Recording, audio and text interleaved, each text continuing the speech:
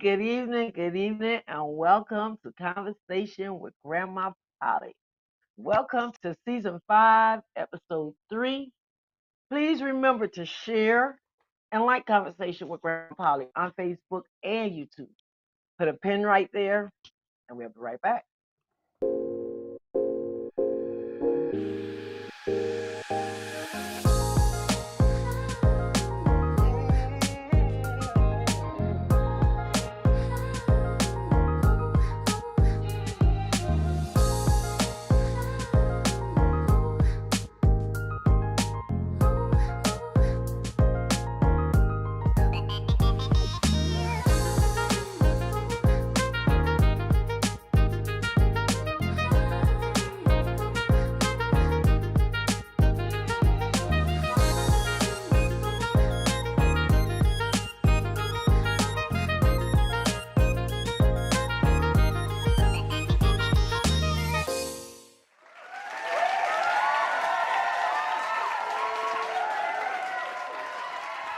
Yes, this is that moment that we come to you with the Did You Know?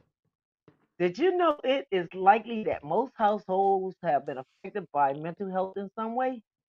Mental health is a common and universal aspect of human being, and various factors can contribute to its impact on individuals and families. Some of the factors include individual mental health, life events, economic stress, learning challenges, social isolation, and substance abuse, just to name a few.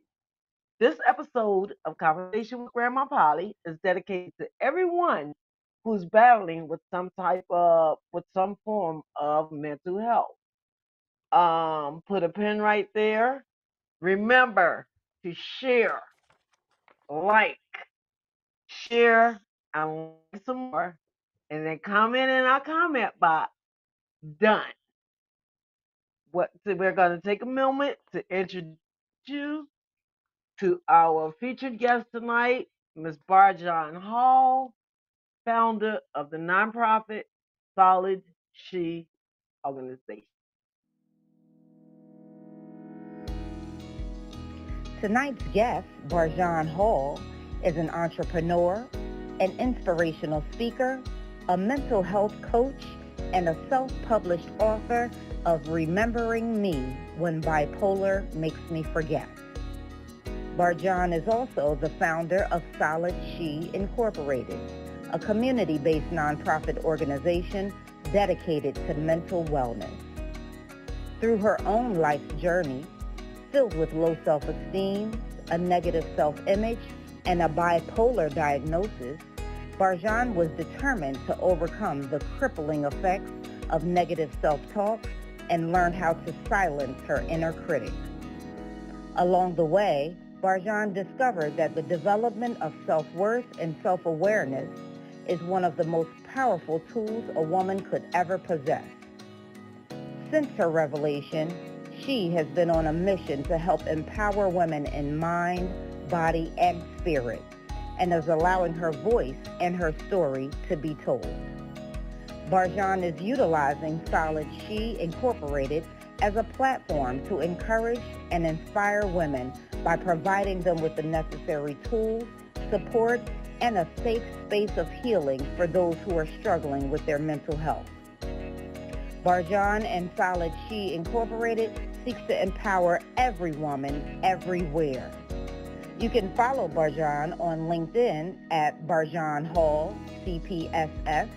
That's BarjohnHallCPSS. And you may also follow her on Facebook and Instagram at Barjohn Hall. And visit and subscribe to her website at solidshe.org. That's solidsh.org.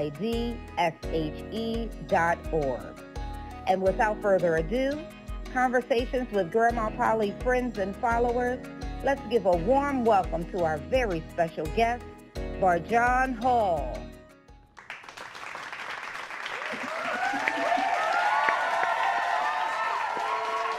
Yes, yes, yes. Good evening and welcome, Barjan. We're really excited to have you here this evening. I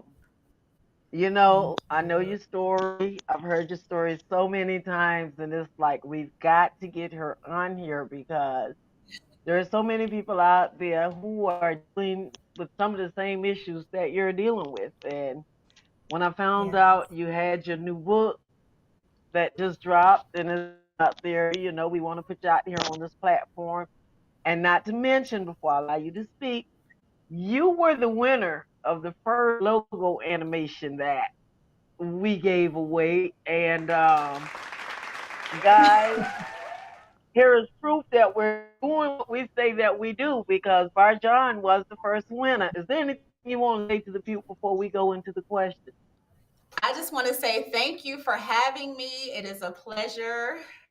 The introduction was everything. I'm so humbled and grateful. Hello, everyone. Right. And had you had the opportunity to see the animation of your logo yet? I did, and I absolutely love it. I love it. I haven't put it Okay. out there yet, but I love it. Okay, It is okay. that represents solid shoe. So thank you for Awesome. paying attention to detail. And of course, she's speaking to my brother Kenneth of KJ Multimedia Solutions, who does all the videography, all the videos that you guys see. So, Kenny, we want to shout you out and give you a great big thank you also.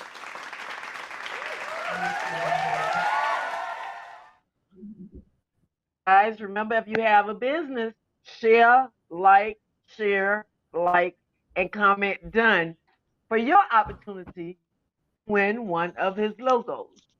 So now that we have that part covered, we're going to go into the conversation. And my first question for you, Barjan, is how old were you when you were first diagnosed with mental illness? So I was age 13 when I was first diagnosed with depression. You was Yes, age 13 when you were first diagnosed with depression. Okay, correct. now you found out at the age of 13, but how did you give elaborate on that a little bit? I don't want to get ahead of you. Elaborate on that a little bit. How did that come up? How did you find out about Okay, so when I was I think I was in middle school, I was pretty popular. I played sports. I had a lot of friends. I love to sing. I love to draw. I was very creative. And then I remember during this time that I felt like I wasn't as creative anymore. I felt like I didn't belong in the spaces that I frequented in school, um, in the cafeteria, in a lot of the common places where all the students would meet. I felt I didn't belong in those spaces anymore. And I remember feeling like I just did not fit in with any of my friends. I felt lost, I felt alone. And I remember crying a lot, and I didn't really know why. You know what I'm saying? Like all of a sudden, I just felt like my world was crashing down on me, and I felt like the weight of the world was on my shoulders at such a young age.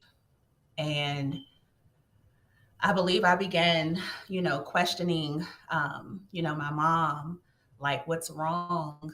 Why do I feel this way? And I just remember acting out at that age. And I believe at 13, we went to go see a therapist and talk to some doctors where they diagnosed me with depression. at 13. Okay. So you were diagnosed with depression at 13, Yes. and then you found out you were dealing with another disorder. What was that? And at what age? Okay, so as my life, you know, um, I went on with my life. I think I was around 16 years old where I began showing, I guess, signs of like having these highs and these low lows, right? Um, I felt like I would go off into this space of wanting to do a lot of things that normally wouldn't do. And at 16, I was diagnosed with bipolar disorder. And that was really challenging to hear that because at that time I didn't know what that meant, you know. Um, but I was diagnosed at 16. I don't know if you want to know like how that came about, where I was when I found out I was diagnosed, but that it was a hard thing to hear because what does that mean? You know, at 16, what is that? And what? But wait a minute. You say bipolar. And, you know, we hear this word a lot. Um, Sometimes it's on the serious side, or someone may say something to somebody in a joking way, in a jokingly way, and say, "Oh, stop acting like you got bipolar." And I think a lot of times people use that word, not even knowing the definition of it. Could you tell us Right. what bipolar is? Could you explain that to Uh, us? yes. So first, I'm going to tell you what it is not. It's not just a mood swing. It's not something that you play with. It's not something that you say, oh, the weather is bipolar or my sister's acting bipolar. Bipolar is not just one way of being, right? Bipolar is a lot of different things that we don't really talk about. And that's what I'm here for today to kind of shed light on what bipolar is and what it is not.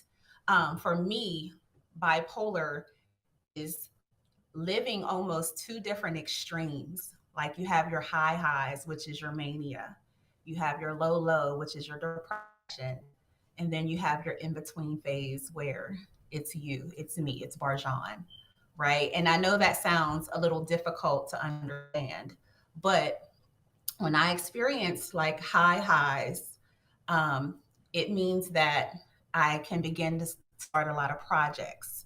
Um, you never feel fulfilled in those moments of mania. It's like you're always looking for the next high, whatever that is to you. It could be buying a brand new car, an expensive car. It could be buying a new house. It could be having a new man. It could be a lot of different things, but you're always searching for this new experience, new high. Um, and it almost feels euphoric, right? It feels good to the person who is experiencing mania at the time because you feel like you have all this energy. You feel you're that girl. I could do this. I could do that. I could go here. I can go here. Meanwhile, it's actually the beast called mania that is controlling your life at that time, if that makes sense. It does. Then, It does. It's similar yeah, to what you're explaining. It's similar to. I remember having a friend, and I never looked at it as mental illness. You know, we look at mhm, people. We have some people who overindulge in food, and that gives them that's their feel good type of thing. Or I had this friend who would go out and shop today, and she would buy all this stuff, and then a week later, she's taking it back to the store because she was on high when she was out purchasing. But then once yeah. that high was gone, she came back either to that middle or the low in what you're describing. Is that correct? Right. Okay. That is a part of it. It could be a part of it. Now, it may look different for different people. I know for me, Mhm. I tend to want to buy a lot of different things, and I may already have that item at home. But this thing, right? This manic person is like a different entity. It's like she wants so much more than what she has. She's not satisfied what she already has. Meanwhile, like Barjohn, like when I'm in myself, and I know it sounds a little weird, a little off, but when I am me, I am very peaceful. I'm calm. I'm chill. I like nature. I like to just, do simple things that bring me joy. Operating in mania, I need, I need, I need, I want. I'm always looking for something else.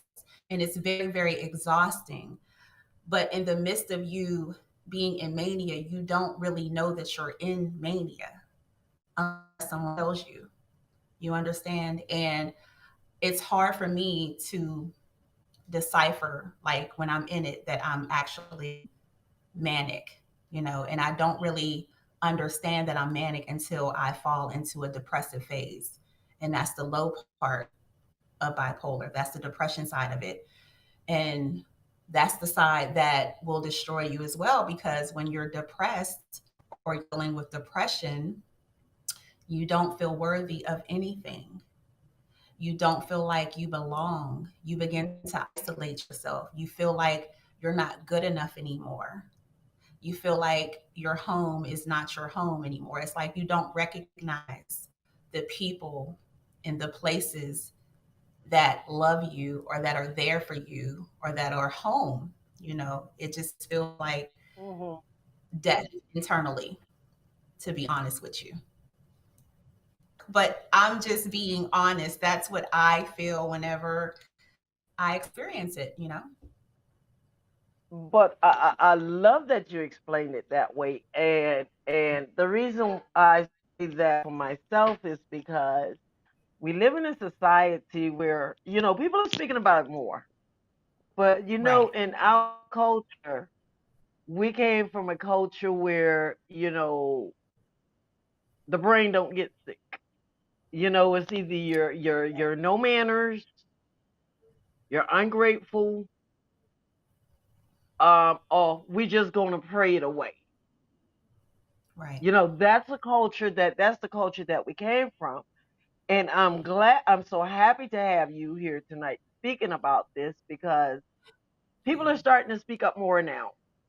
And I believe the more attention and the more awareness that is out there is going to help other people who are dealing with these same things to face Yes. the reality of it so they will know how to deal with it. Your honesty is just, I, I can't even find a word for it right now because there are so many people who are still hiding behind it in shame because they don't realize the brain gets sick just like the rest of the body. If your chest hurt, what do? You run to the doctor because you think you're having a heart attack, and a lot of times it's just gas. Or if your arms or your feet hurt too long, if your back hurt, you're going to seek medical attention. You Right, get a toothache, you're going to run to the dentist. right. But then when it comes down to the issue of the brain, it has had such a stigmatization with it for so long. Yes. You know, people still don't know how to deal with it, but I think we're getting a little closer to having a more understanding of these things that's going on. And I just appreciate your honesty so much. And now we're going to go to another segment because you took me there. Okay. And when I say, a lot of people, they figure we don't need mental health. But how did you find out you were dealing with bipolar? You answered that way. Right. But when you found out your diagnosis, what was your family's reaction? So, okay, when I was 16, that was back in what, 1996. So we didn't really talk Hmm. about mental illness back then, especially in the Black and Brown communities, right? So when I found out that I was diagnosed and I began to have conversations with my family, they weren't very supportive because they were undereducated on what mental illness is, what it looks like, and who it really affects, right? So I don't blame my family. I don't blame our community. However, at that moment, I just wanted someone to understand. I wanted someone to allow me to speak, allow me to operate in my truth, allow me to have a voice, at 16. And I think that's where the issue lies. It's not the fact that I'm 16 and I'm living through a mental illness. It's the fact that I can't speak openly about it, right? Um, when I would try to talk about my feelings, how I didn't feel like I belonged, how I felt worthless, how I felt like I didn't have anything to wear, or I didn't want to go to school because I felt sick physically. Like when you're dealing with a mental illness, especially like depression or anxiety, it makes you feel sick physically. So I had physical symptoms and I did not want to go to school anymore.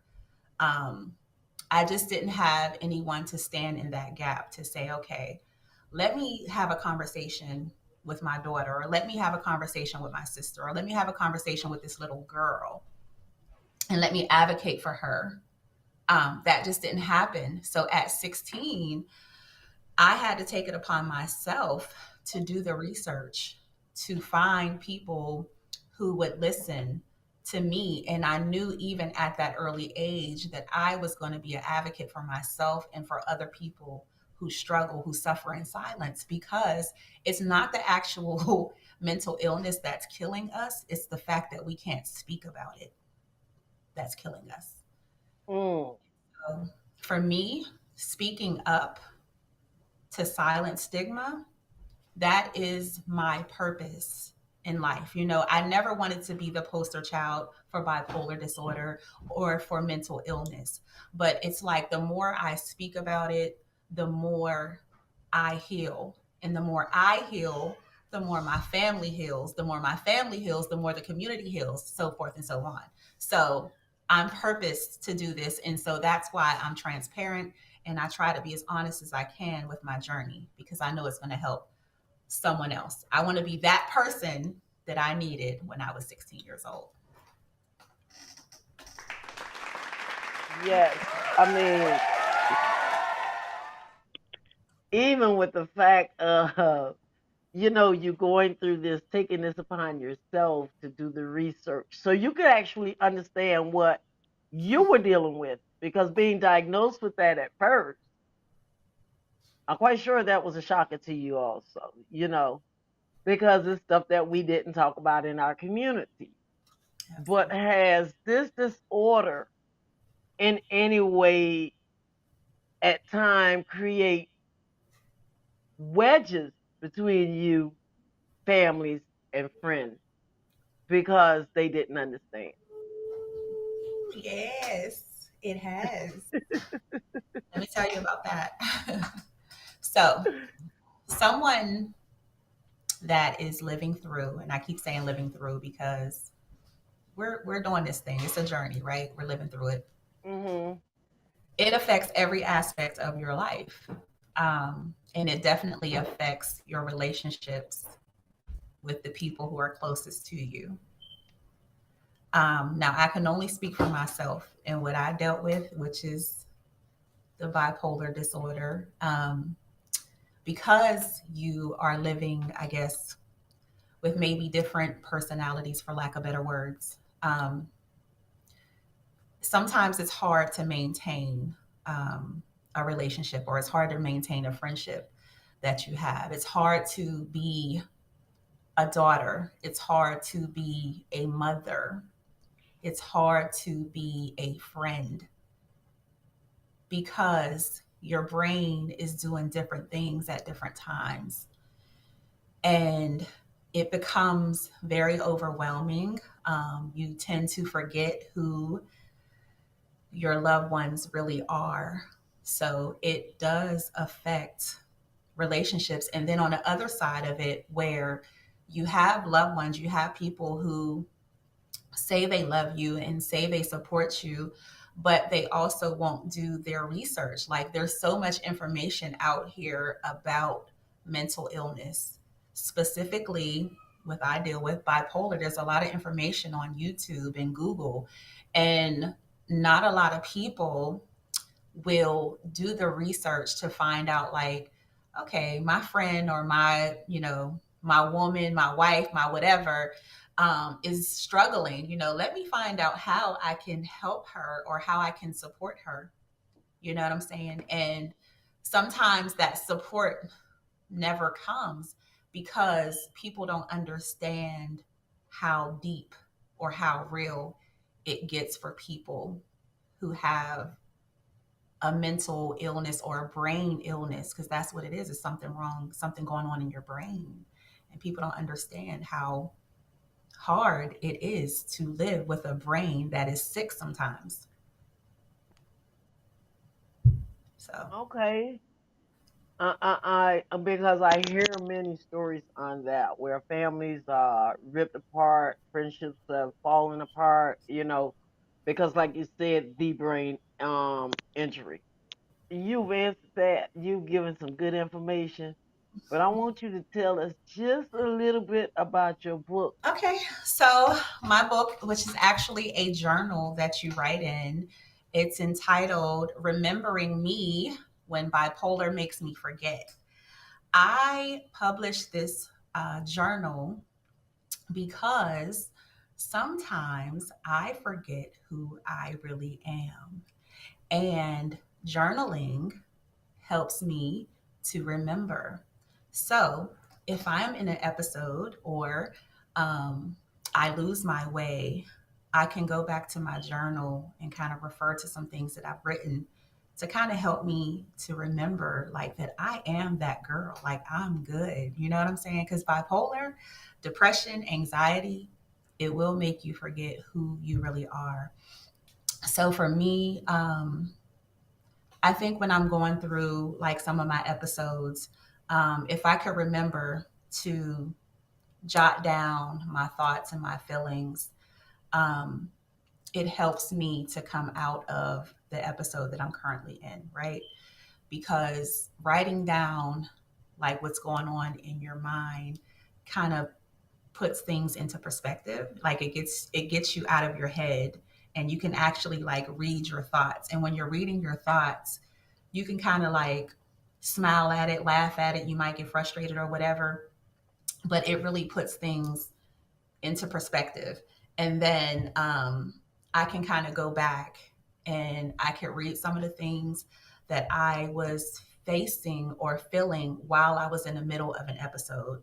But I can also read things that I've written to myself to kind of remind me of what I like who I really am. Because this thing called bipolar will make you forget. It'll make you forget what music you like. It'll make you forget who your support system is. It will make you forget to go to work, like how important it is to show up for your job or for your business or even for your kids. And we know that our kids are everything, right? But bipolar will make you forget that you are a great mother and you have these great children. So the journal is really to help those of us who are living through bipolar disorder to remember who you are. And that it's deep, but it's simple, but it's hard at the same time. And I think this is a tool that will help a lot of people move forward. That's awesome.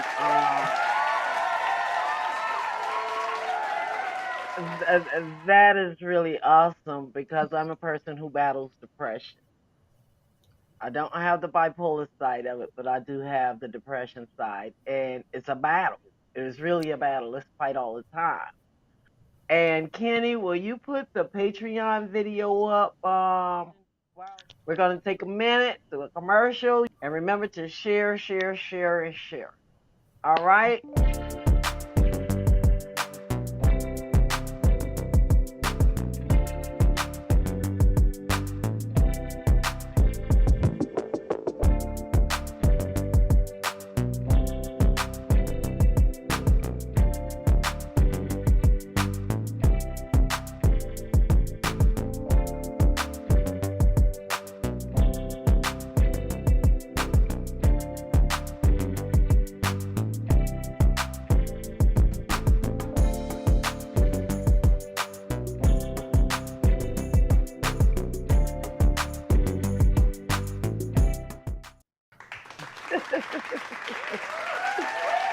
Thank you, brother, for that awesome promo right there. And guys, remember to support the Patreon. We're working on getting this play out in February, and we need your financial support. We really do appreciate that. Now, we're going to come forward. So, when you first got out of high school, because this story that you told me, that one just blew me away. Okay. When you went and joined the military, Yes. I ain't gonna even say nothing else about it. I'm gonna just let you go ahead and tell us that story because that one blew me away. Yes. So, 18, I went into the military, the Air Force. Shout out to the Air Force, my fellow veterans. um, yes, I went into the Air Force. And for a person that has a mental health condition, the military was not always supportive, especially not when I went in. You really could not tell anyone that you had a mental health condition. Um, Whenever I had appointments at behavioral health, although they had a behavioral health clinic, you really couldn't tell anybody that you had an appointment there. And whenever I would go to my appointments, I would almost have to sneak, like literally, like, oh my gosh, I hope nobody sees me, because they don't support individuals who have a mental health condition. And so I pretty much had to hide the fact that I was dealing with something that was a physical illness. Like we call it a mental illness, but it's also a physical illness because it's your brain that is affected, right? But there was no support there. And I did my 4 years, which was great, but it was a hard 4 years to do because there would be moments that, like tasks that would normally take me 5 minutes to complete. When I was having an episode, it would take me a little bit longer. It may take me an hour. And my superiors did not like that. And so I got reprimanded a lot regarding not completing tasks on time, or maybe I couldn't concentrate, maybe I couldn't remember something. And instead of trying to find out like why my troop or my airmen um, is not performing the way that she normally does, they reprimanded me. And I remember there was one particular time where I was in this room with four master sergeants and above, and they reprimanded me and they read me my Miranda rights. It was just me, and it was four men that were like standing over me, talking down to me, reading me my Miranda rights because of something that I could not control. So that was my some of my experience in the military, which was not a great thing to deal with. And so once I got out the military, I was on a mission to advocate for myself in this whole veteran lifestyle. Yeah. When you told me that, I was like, wait a minute. I understood what you were saying to me because this was a condition that you did not receive after being a part of the military. You No. went into the military I did. knowing that that was your condition? I did, actually. Don't ask, don't tell. However, the military, which, you know, respect, um, it led to some behaviors. It led to exacerbating some of what I experienced because that's traumatic. Mhm. That's traumatic. Not being able to speak your truth and having people come down on you because of something that you have no control over. You know, Mhm. would they do that to someone who had a physical injury that you could actually see? I don't think so. I get it, and I understand. At 18, so you got out of the military at 22, 22, 23, 22. because you did 4 years. Yeah, 22. Right. 2002. Then your life after that, because you have children now. Right. I have three. So so you had your first child at the age of 23. No, I I'm had my asking. first child at 20. So I was still in the military when I had my daughter. Oh, so you had a child while you were in the military. Yes. How did that affect you? How did those two things affect each other? With the bipolar, and then this Mhm. first time having a child, because so many times after women have given birth, they Right. go into a postpartum type thing. So were you experiencing both of those at the same time, or was it something that just came and went? I don't necessarily think I dealt with postpartum. However, being a parent while having a mental health condition is extremely hard because, for one, a person with lived experience, a person who deals with a mental health condition, has to manage and has to take care of themselves. So the well me has to take care of the not well me, the sick me, right? And so Mhm. sometimes it can be extremely difficult to parent or to take care of other people when you are having a mental health challenge or an Mhm. episode.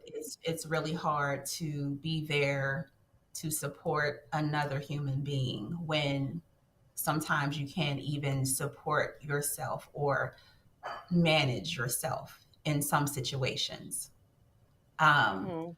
but to be honest with you, like even at an early age, like when my kids were younger, we've had conversations about what this thing looks like and what it feels like. Um, and I would tell my kids, mommy is not feeling good. Mommy has brain pain. And I would explain to them what that was, what that felt like for me. And my kids have always been supportive.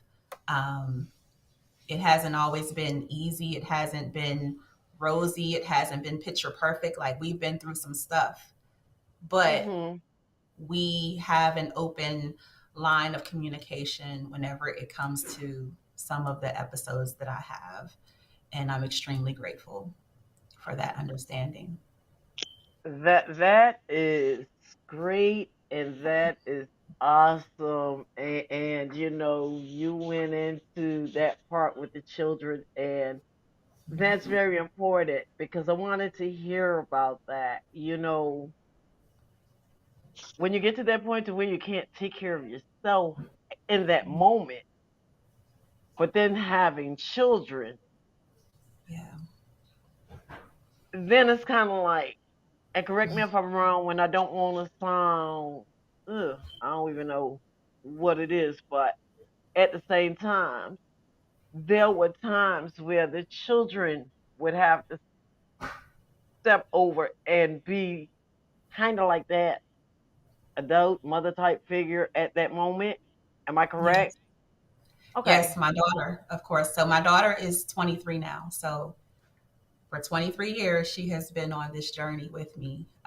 And she has, experienced some things, but she's, stepped into that position sometimes when I couldn't show up as mom. Mhm. Um, she fulfilled that role, and I am grateful for that. I'm aware of that.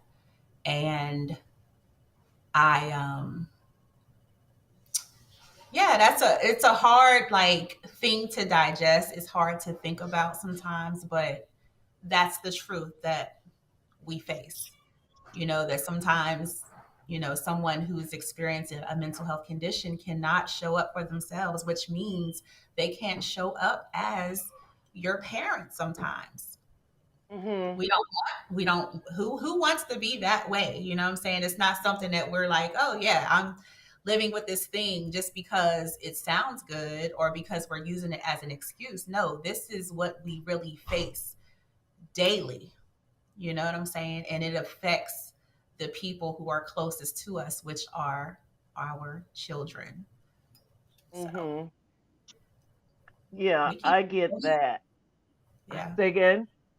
I said we keep it real with each other. We try to keep it real in my household, about the things that I experience, the things that they see me experiencing, and we go through it together, and we're Mhm. better for it. I really appreciate my kids and the bond that we have, and it's because of them that I fight the way that I do. I fight to keep going. I fight to be better. I fight to be well. And one day they're going to see me like, we're going to Oh win. yeah. Oh yes. Oh yes. Felicia asks, what questions do your children ask you, and how do they support you? So some of the questions they ask is like, first it'll start out like, are you okay? Does your head hurt? Especially my 14-year-old, when he was younger, he would just be like, you got a headache? Um, are you okay? Do you need to lay down? And now that they're older, the questions have turned into like, Ma, you good? um, do you need us to do anything for you? Um, Mom, do you need to sit down? You know what I'm saying? Like they'll just check in with me, um, which is a great thing because I guess it's like a reminder of like, okay, am I not good, in this moment? Like, do I need to check myself or whatever? So we do check-ins. And what was the second part of the question? And how do they support you? How do they support me? So remember earlier when I was saying remembering who you are. Mhm. So a lot of times my kids, they know what I like when I'm well. They know what I look like when I'm well.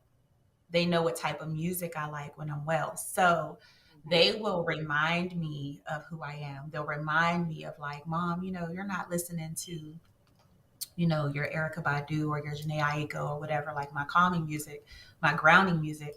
And they'll remind me to do that. They'll remind me to go for a walk. They'll remind me to go to the water because that's healing for me. Right. So instead of them like getting mad at me or, becoming resentful, it's like they'll pour into me.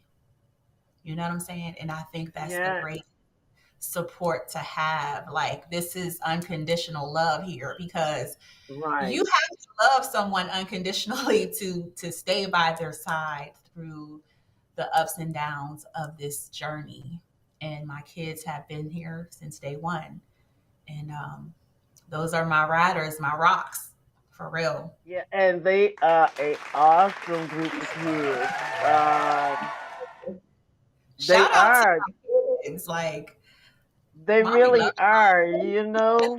That daughter Naya and those two you. sons. So you got a mom and two dads. They are Yeah. awesome. Trust me, You're I had a privilege to be involved with these kids, and they are just awesome, beautiful family. Thank you. Someone asked the question, if there is something that is this just something that comes on, or do it have triggers? That's a great question. So, of course, there are triggers, and half the battle of winning this war or this battle of the Hmm. mind is knowing your triggers, acknowledging your triggers, and trying to do away with those things that trigger you, Okay. right? And that is something that I put in my journal. That's an area where you have a space to write down what your triggers are. And if you can remember what your triggers are and remember to stay away from them, Hmm. it'll help you navigate whenever, you're feeling off or whatever, off balance. Um, so yes, to answer your question, there are triggers. Um, with bipolar disorder for me, um, it does, like, it comes and it goes. And sometimes I can kind of feel when a shift is about to take place. Hmm. And so that's where the work comes into play, because we have to get to a point in our journeys, people who have lived experience, that we take accountability for our healing, right? And we take accountability for what we consume, mind, body, and spirit. And so the work is recognizing first and foremost what your triggers are, right? And then doing the work to stay away from those things that trigger you into a manic episode or a depressive episode or an episode even of rage, because that's a thing too that we don't talk about. We talk about manic, Right. mania, and depression, but we don't talk about rage. And that's something that does exist in people who experience bipolar disorder. Okay. And I see somebody, Reese said, remembering what and sometimes who is a trigger, right? Yes, yes, that's huge. Like, there are people who are triggering. And I know there's a lot of people out here that use that word trigger lightly, but for individuals who experience a mental health challenge, there are certain individuals in certain places and certain things that are triggers. And you have to Hmm. remember, that's the work, to remember what those triggers are, who those triggers are, and stay away from them by Hmm. all means. Like, stay away from your triggers. And so, Hmm. yes, write that down, because sometimes, like I said, bipolar will make you forget. Write it Right. down in that journal. Do not call this person. Do not answer the phone when this person calls you. Do not allow this person Hmm. into your space. And that's a real thing. And that's the work that you Okay. have to be willing to do. That is awesome. And I want to remind everybody out there again, if you have not shared, please share, like, follow, subscribe, do all those good things. We're here every Thursday, and we're always bringing you great information, whether it be adults or children. We all can learn from each other. And Yeah. that's why we do conversations with Grandma Polly, especially with people who are willing to share. Now, B, we're going to stop right here for a second and thank our sponsors. Then we're going to come back and I'm going to let you tell me about Solid Sheep. Cool.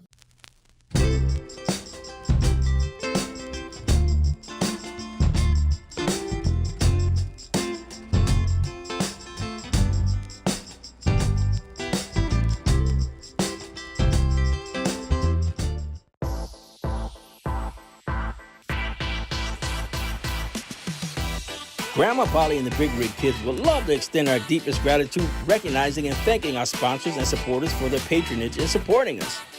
Simone Enterprises and Entertainment Productions Company, the Simone Family Foundation 501c3, Motherly Music Movement, WITS Writer in the Spirit, TNT Real Estate Team, and KJ Multimedia Solutions.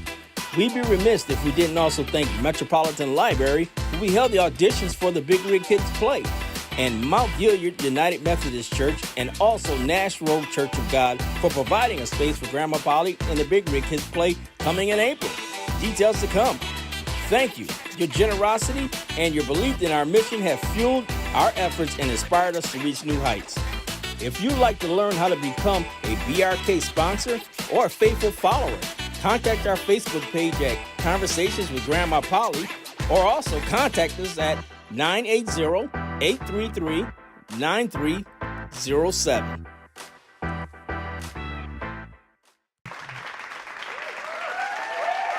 Yes, thank you, my sponsors. I want to thank you guys so much. And if anybody else out there that has a business that want to sponsor us, come on and sponsor us. We will add you to our sponsorship.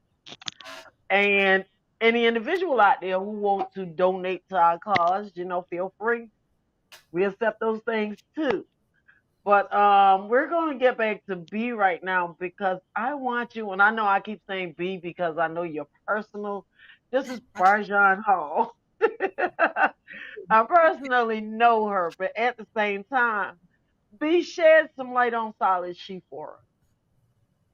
So Solid She is my nonprofit organization. It's actually a movement, but a mental health nonprofit dedicated to mental wellness for teenage girls and women. I started Solid She back in 2015 as a way for me to create a platform for women and girls to come out and speak openly about the effects of mental illness in a judgment-free zone. One of our first initiatives was Cupcakes and Conversations, which is that platform where we just come out, we share stories, we share resources. We are home to each other. Like, it feels like home. It feels very familiar. In this space, people who have come out to check us out have shared their story for the very first time. And I think that's so dope, that people feel comfortable enough in that space to share what it is that they've been dealing with for in their lives. And Solid She is my baby. It's a movement. I have some really dope sisters who are a part of that movement, a part of that tribe. And we do everything in the name of mental wellness. We speak up to silence stigma, which is our tagline. And we will be doing some great work in 2024. Horseback riding, hiking, trampoline parks, anything in the name of mental wellness to kind of get us out of isolation and to show people that we can gather and be well together. Yes. I could remember my very first time visiting one of your roundtables that you do with Solid She also. Yes. And that's a safe place where people could come in and tell their story. Yes. Talk about their feelings. Talk about their trauma. And I can remember my first time visiting. And I also remember being a speaker there. And what people don't realize, once you're able to get it out of you and it goes out into the atmosphere, that's when healing starts. That's right. Because if you don't talk about it or you don't speak about it or you just keep it all bottled up on the inside, it's doing more damage to you than having those conversations. So I admire you for that, and I thank you so much. And while we're showing B's logo, I want you guys to go ahead and drop your business link down there, please. Yes, they did an amazing job on my logo. Love it.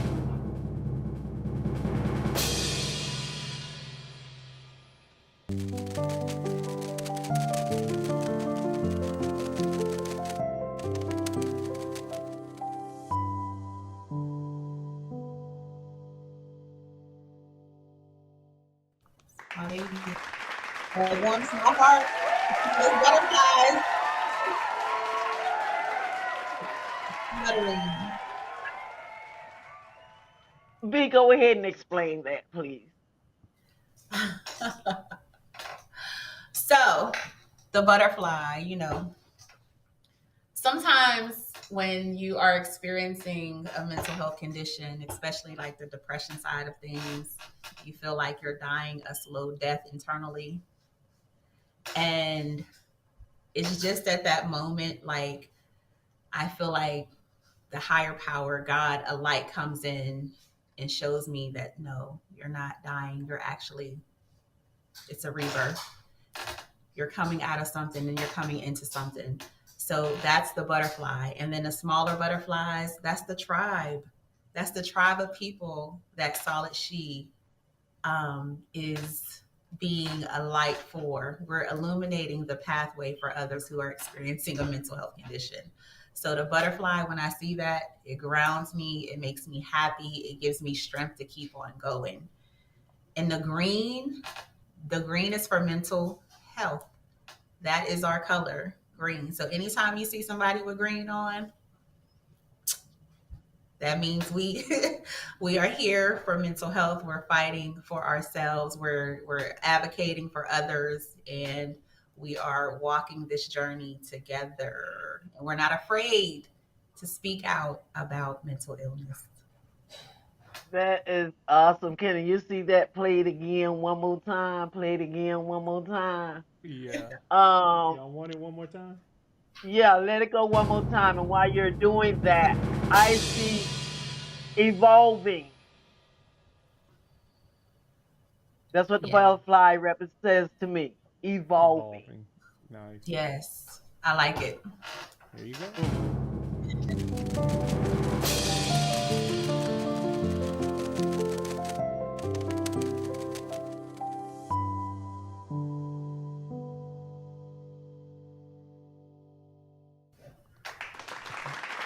So, bruh, I gotta tell you, you did a awesome job with that.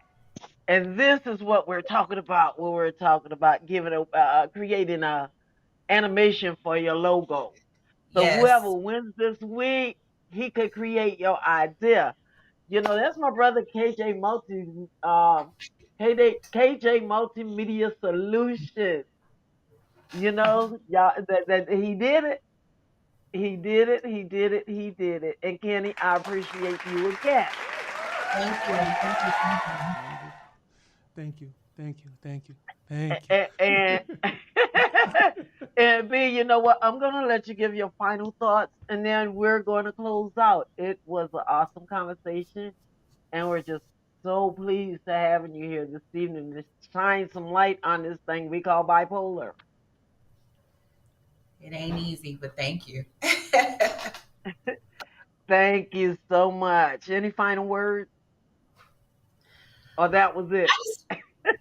So, sisters, brothers, anyone that's out here dealing with bipolar disorder, or someone that lives with it, keep showing up for yourself. Show up for your loved one. Show your loved one some love, some grace, and learn what this thing called bipolar really is. But not only learn about bipolar, learn how to help that individual stay well. Okay? I love y'all. Thank you for the support. And we're doing some major things in 2024. Awesome, awesome, awesome, baby. We want you to hang on, and we're just gonna wave, make those butterflies. Thank you, everyone, for tuning in. I thank all of you who joined us tonight. And we just thank you guys so much for tuning in. And remember, we will be back here next Thursday at 7 o'clock. And we have another interesting show for you guys. So remember to tell a friend, invite a friend, and keep coming back. You never know what we're giving away from week to week. So we love you guys. Peace out. See y'all next time.